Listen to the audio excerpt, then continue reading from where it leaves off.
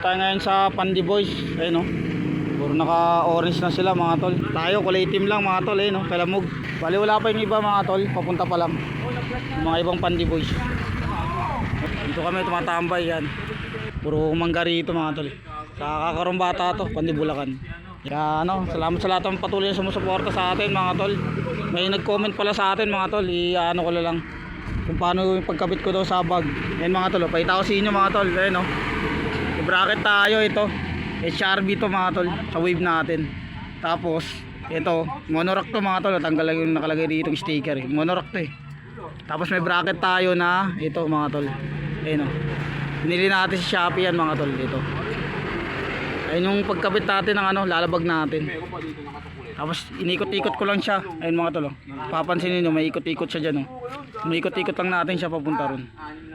Ito naman ay HRB natin. Dito pang wave, pang Mio to mga tol.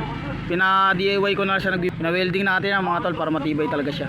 Kaya ito, kahit kargaan ko to ng 20 kilos, 30 kilos mga tol, kinargaan ko na to eh. Kaya naman mga tol. Basta mabigat rin sa kabila. Yan yung setup natin. Kaya salamat sa ano, nag-comment sa atin mga tol. Yan. Ngayon ko lang na vlog mga tol. Kasi wala eh, busy tayo mga tol eh. Yung motor natin, si Wave mga tol. Kaya yung mga Pandi Boys. Yan. Hanggang dito na lang mga tol. Sa mga bumiyahe. God bless sa ating lahat.